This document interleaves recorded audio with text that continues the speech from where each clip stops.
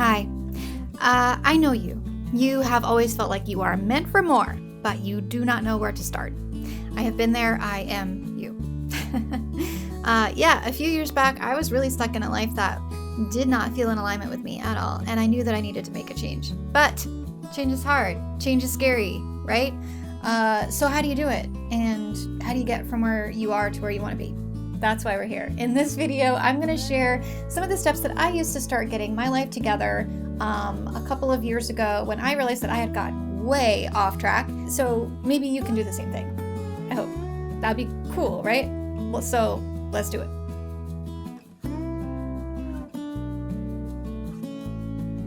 Okay, so step one for me is getting your shiz together, and that starts first and foremost with self-discovery work.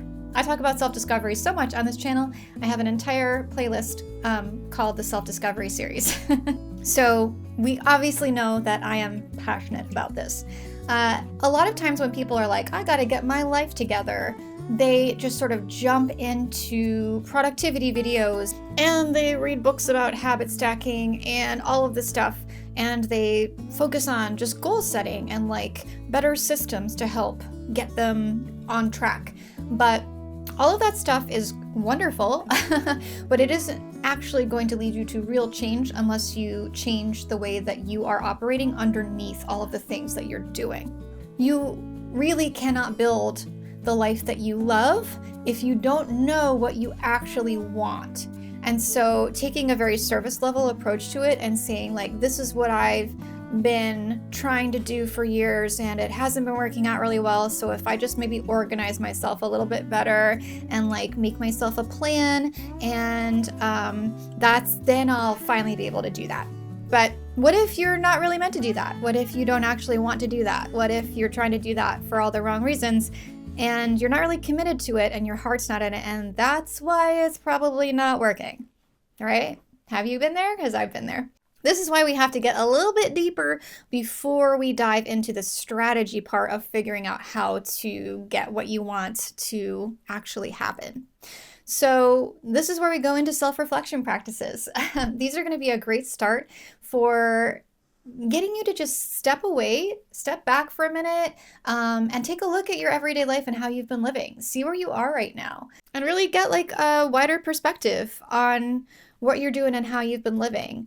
So that you can see there might be certain things that you're actually only doing because you think they're expected of you, or because you think that you won't be accepted in society or by the people in your life if you stopped doing this or that. Even though some of the stuff that you're doing may not even feel really good to you, it might not feel aligned, it might be part of what's making you unhappy. Or you might step back and take a look at your life and how you've been living and realize that you've just got some unhealthy patterns and cycles that you've been stuck in for a long time. And you need to stop it because they're not getting you anywhere and they might be actively hurting you or holding you back.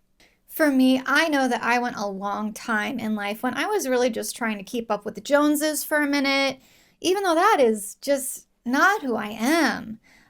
For years, I really kept trying to like bend myself into the shape of someone who checked all of those boxes to look normal and successful on the outside, even though I was really miserable on the inside. Like I was talking myself out of projects and career opportunities that I would have been excited about personally, because they probably wouldn't be palatable to other people. I was doing things like I was considering dumping my plans and from my creative aspirations or my passions that I was trying to turn into a career. At one point, I considered walking away from that to become a nurse, because being a nurse is a nice, stable job, which is true. And I have mad respect for nurses, but I am not meant for that work. There is nothing about it whatsoever that feels aligned with what I'm actually here to do. I have a lot of other gifts and talents and passions that have a purpose in the world to help people out there. And nurses help people too, but in a very different way. So like, they don't align. It just wasn't for me. But I tried to convince myself for a hot moment that it was. And then flash forward a couple years later, when I had gotten a new degree and started out in a new career field, I was working out of my home 60 hours a week at my full-time corporate job, even though I had a 2-year-old baby at home and I barely saw him. And it was killing me that I didn't have autonomy over how I was living my daily life or how much of me was available for my family. It all belonged to my company. I was just working for the paycheck and the benefits and to be able to look like I was now an acceptable functioning adult according to normative societal standards or whatever. And honestly, F that. F all of that. That is not me. That's not how I'm built. That's not how I want to function in the world and in my own life. That's not what's aligned with my values, my desires, or my joy. But would I have ever had the wherewithal to admit that to myself and come to the conclusion that I was really going to have to change my life in order to make it more aligned? If I hadn't gone through this process, if I just kept my head down and kept working, kept doing what I was doing and never questioned any of it, just said, nope, this is what I'm here to do. I just need to do this.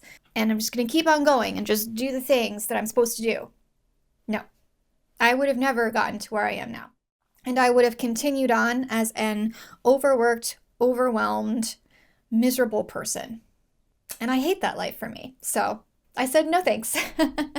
So what did I actually do about it? Okay, so now let's take a look at the process that I went through to figure that out. So part 2, I guess. So part of your self-discovery work and your self-reflection is to take a life audit and just really get very honest about where you are right now. There's something called a life audit wheel, might have a couple different names, that you can look up, and that will basically give you a way, you can also do it on like a bar chart, of mapping out the different areas of your life and where you are right now in terms of how happy you are with them. So these are things like your relationships, love life, career, money, health, friendships, social life, that type of thing. And like give each one of them a rating. Like, where are you right now? Are you feeling fulfilled with where you are in terms of money or finances? Are you feeling fulfilled and happy with your relationships? Like, be honest with yourself, right? So just take a pause and, do the exercise. And I think it's really valuable to look at sort of each of those independent areas. You can also do just a journaling page. I would recommend writing, what exactly does your day look like right now? Like an average day, what does it look like? And how does it feel to you as you go through your day? What feels good during your day and what you're doing with your life and how you're spending your time? And what doesn't feel good right now? Just get a baseline and just reflect on that a little bit. What are the things that just aren't working or don't feel good, but even if you're not sure why they don't feel good, they don't feel good? Okay, so now that you have reflected on where you are right now, you really got to take some time to define your core values and work on your vision for the future. People talk about core values a lot, and that's because they're important. You would be amazed at the number of people who go through life without ever actually sitting down and giving any thought to what their values are. They just sort of like have a life handed to them by their parents or their social group or their family, and they tell them, oh, this is what you're going to do and how you're going to live. You're going to live like we live. You're going to do the things that we do because that's how we've always done them. And then you just kind of like on autopilot go through life as if this is what you want. But have you ever actually sat down to figure out if it is what you want or what you care about or what's important to you? Ugh. Some people just don't do that ever, which is a little worrisome. So I recommend sitting down. Your core values are the things that are most important to you in life. You don't have to have a million. I only have like 6. And I think about them in terms of sort of different categories of what I want to be reflected in my life, in my daily life, and in the larger scope of my life as the things that I did because they were important to me, the things that I spent my time and energy and money on, the things that I poured my passion into. So these are the things that were important to me. They're my values. I live by these set of core values. This is about who I am as a person on the inside and what's important to me. So I can more easily say, if someone asks me to do something, and I look at it and I'm like, I don't know if I want to do that. It doesn't really feel good to me. I can look at my core values and be like, is this in alignment with what I think is important and what I care about in life? Actually, this is like way outside of my core values. This actually is like opposite of one of my core values, and it's actually not something that I want to be a part of or support or work on because it's just not in alignment with me. If something is supportive of your core values, it's in alignment for you. If something is not supportive of your core values, it's not in alignment for you. It's really important to know that before you go into the decisions that you're making about how you're living your life and the changes that you want to make if you aren't feeling very aligned. Here's a great visualization exercise for you. You can get into a calm state, close your eyes, do some deep breathing, and then just think, if I woke up tomorrow and I felt really aligned with my life and my values, what would be different about my life? Just think about it, visualize it, imagine what your life would look like if things just felt more in alignment with who you were and what you care about. What would that be like? How would it be different? And then imagine what are some things that you could be doing that you aren't doing right now, but if you were doing them, they would feel really good. They'd feel in alignment with one of your values. You could go through each of your values and think about things that you could do that would feel really good, that really helped you live out that value and like have it like manifest in choices that you make or things that you're doing on a day-to-day basis. It would be great to sit and visualize the ways that you could add things or tweak activities that you're doing or things that you're pursuing to make them a little bit more in alignment for you, because they're just going to feel better the more in alignment and they are with what you value in life. And so that is going to be a great way to figure out, okay, this is where I'm starting from. This is where I am. This is what my life looks like. But these are my values. These are the things that matter to me. And I think that there's some things about the way that I'm living that aren't really in alignment right now. But I have some ideas about things that might be a little bit more in alignment, which is kind of a cool thing. Now we get to step 3, which is identifying and rewiring your limiting beliefs. You probably heard the term limiting beliefs before. Limiting beliefs are basically just old stories that we have been told in the past or have developed that explain something about our life that has kind of turned into a belief, whether or not it's true. It's something that we kind of just adopted, believed to be the case because we were told that's how it is, even though it may not be. Super simple example of this is in my family, there was a mantra growing up where I have 2 brothers, my parents would always say, we're not math people, to me and my brothers.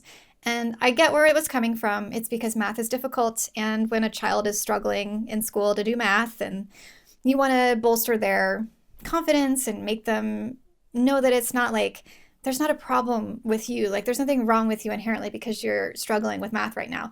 We're just not math people. Like, don't stress it. Don't worry about it too much. And like, I get it was coming from a good place, but I got ingrained with this belief when I was young that like, my family's not math people. We're not good at math. So I should never expect myself to be good at math, never hold myself to a higher expectation when it comes to math. Turns out I'm pretty good at math. I'm fine with math. And I started to excel in areas in the sciences that utilize math. And in my career, I think I could have had quite a different trajectory if I had actually allowed myself to like work past that belief that I wasn't a math person and embrace the fact that there were things in the maths and sciences that I was really good at. And I could have had a really cool career as a scientist or something, but I had limited myself in life with that one silly little saying. And it is really true. It's your mindset, your self-worth, and the things that you believe about yourself that determine what you allow yourself to have or pursue. And I have a little bit more about self-worth in the last video that I made, so please go watch that if you want a little bit more about that. So what we're going to do is first identify some of the old stories and limiting beliefs that we have held and carried with us. And if you'd like some help with this process, I recommend checking out my Rewire Your Limiting Beliefs workbook. It's a resource that I created with this exact process that I go through to help me recognize my limiting beliefs, my old stories, determine how I want to shift them, and then rewrite them into affirming beliefs that are in alignment with my values and my desires and the reality of who I am, not who I've been told that I am. who I actually am. It's a super helpful resource, and that workbook will take a little while to go through, but you'll probably be able to go through it in like every area of your life to identify where you're being held back by your limiting beliefs about yourself in a lot of different ways. And it's really helpful. Once you kind of figure out the process, you can do it for anything. All right, then we're going to work on your vision for your future identity. So after doing some work on identifying your limiting beliefs and stories and sort of working through them and creating a strategy to help you incorporate your new beliefs that are going to replace those ones, you're going to have a lot of possibilities starting to open up before you. You're going to feel like you're unbound in the world now. You've got a lot of things that you could be doing or pursuing that you hadn't thought were possibilities before. So I think it's a great idea to daydream about it a bit. You can daydream about the things you can do, the things that would feel really wild, but also really exciting and vibrant. You could see the person that you could be once you leave all of those old things behind and start living without those limitations that are holding you back. So just daydreaming. It's a version of visualization, and we know that visualization is really effective in reprogramming our neural pathways because it allows us to tell our subconscious mind that there are new realities that we are considering to be truth. And we are sort of doubling down on the impact of those beliefs because daydreaming also creates an emotional response in us in response to what we're daydreaming or visualizing about. And that like combination is like super powerful when it comes to our subconscious brain and how we're rewiring it. Another thing that I recommend, I made myself, when I was first starting to go through this process, when I was coming out of divorce, a Word doc and a Pinterest board called Special Project Planning. You can name it whatever you want. In the doc, I wrote out all of the things that I wanted to do and all the things I wanted to have and all the things I wanted to be now that I had this new opportunity in life opening up before me to sort of recreate myself post-divorce. And I created a Pinterest board to give myself an inspiring visual springboard to kind of propel me into this vision of what my life could be like now. And that helped me bring some things into more focus by actually writing them out and being able to sort of like look for things that I could save on my Pinterest board that gave me a really good visual of what it would look like if I was doing this or that, or if I had this or that. It started making things more tangible to me. And that's a great part for our next step. Okay, next, I started living for my joy more. I decided to enjoy my life more. I decided I was going to enjoy the moment. Right now, even though this moment might be imperfect, even though my life might be imperfect, wherever I am, I'm going to try to find ways to enjoy it more and to have more joy. Finding gratitude for what you have, for those moments that you do feel all right, for the really small, beautiful glimmers in your world.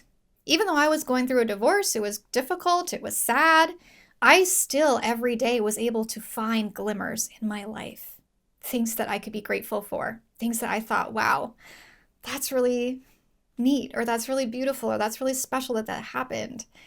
It made a huge difference to me going through that process to be looking for the glimmers. And once I started looking for the glimmers, I started to see them so much more around me. I saw more glimmers every day, the more that I looked for them. So even if things aren't perfect, even if things are hard, looking for ways to invite more joy into your life will benefit you.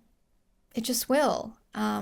So things that I started doing, I started playing my piano more. I started singing and dancing randomly. I started walking in the park more. I played with my son more.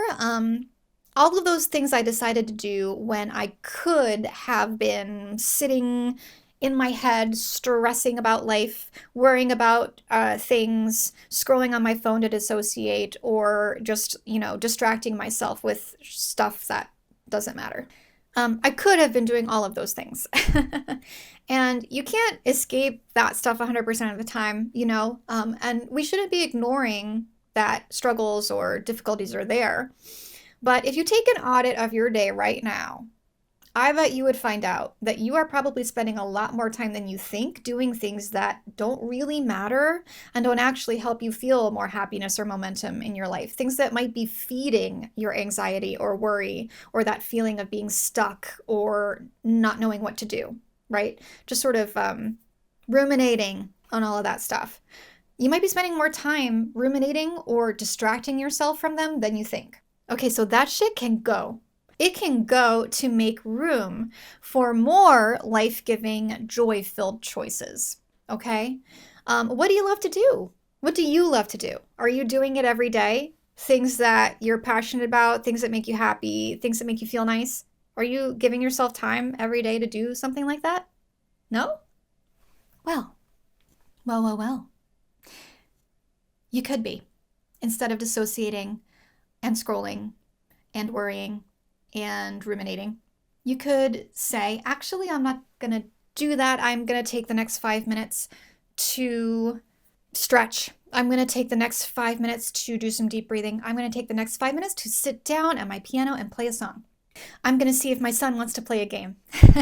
That might be what's missing from your life right now. If you are feeling unhappy with the way that you're currently living. Maybe you're not choosing joy, but you could choose joy some of the time. Maybe not 100% of the time, but a little bit more, right? So our next step is to take small aligned actions to create results that will get bigger and bigger the more you act on them. You don't have to make life-changing, huge shifts. You don't have to move across the country. Small changes can add up to have a dramatic effect on your life. For me, going into that divorce process, I started a gratitude practice every morning. I wrote down things that I was grateful for. And that made a huge difference in my mindset and the way that I saw the world. Not the first day, not the second day, not the 10th day, but after doing it for 2 weeks, a month, 2 months, suddenly I felt different. And I couldn't always put my finger on it, but everything seemed lighter to me. I was seeing more around me in the world to be grateful for. I was thinking about things that I was grateful for more often in my day, because this was actually impacting my mindset and the way that I saw the world. One of my favorite quotes is from Wayne Dyer. It's, when you change the way you look at things, the things you look at change.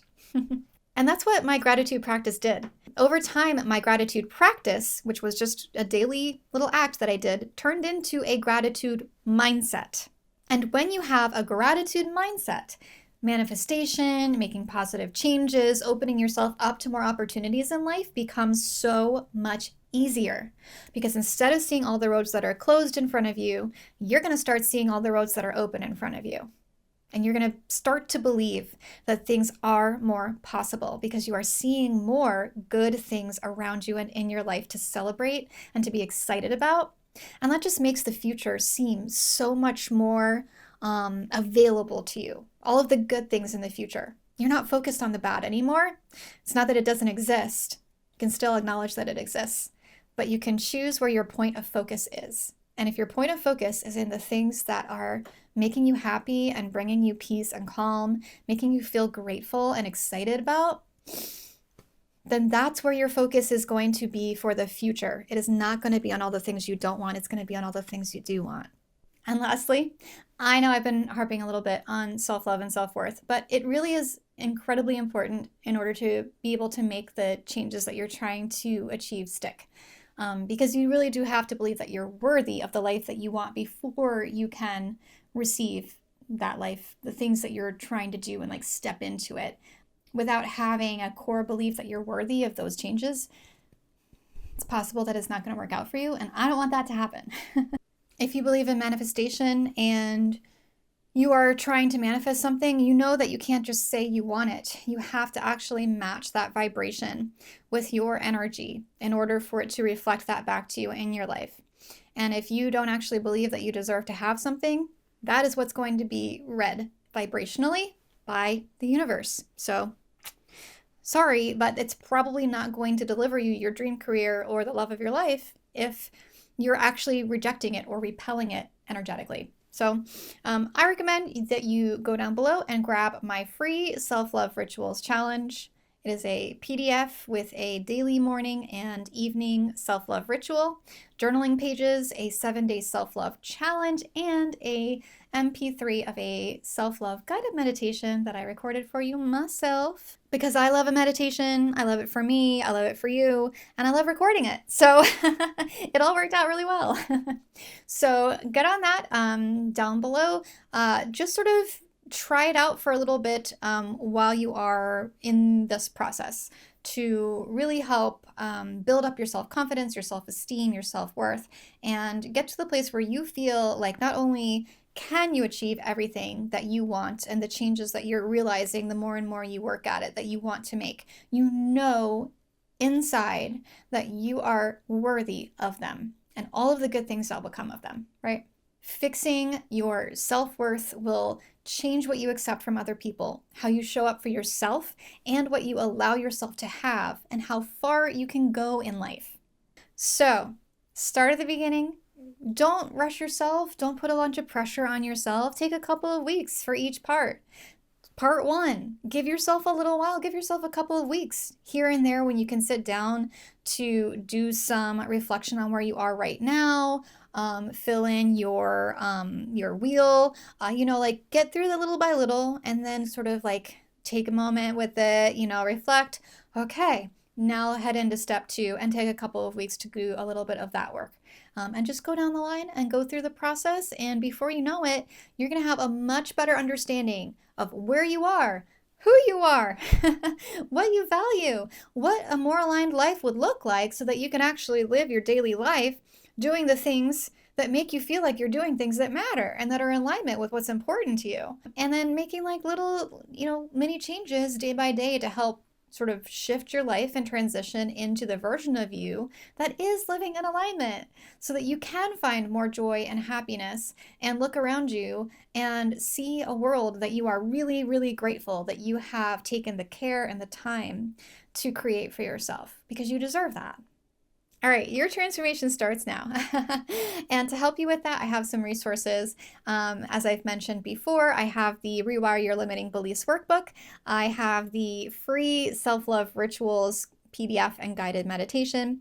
And I am coming out with the Project Is Me planner, a new planner that I am creating. I'm going to have that out really soon for you, so keep looking. And that planner is going to be basically a step-by-step of this entire process that I've laid out with all of the resources that you need. So you'll have the writing prompts, you'll have the life wheel, you'll have all of it so that you can use this resource to help you along your way. And I'm really excited for it. So yeah, the Project Is Me planner. I hope that this has been really helpful for you today. It's something that is so important to me to help people just feel like it's more attainable than they might think to make change in their life and to get to a place where they are happier and more fulfilled, which is what I want for everyone. So don't forget that you are an amazing, shiny, juicy, beautiful human being who deserves everything good in life, and I want you to have it. So I hope that this helps you today. If it did, leave me a comment below to let me know your thoughts. Hit the like button, all of the things, and come back and watch the next video where I will hopefully be back with some more advice, tips, and stories to help you figure your life out.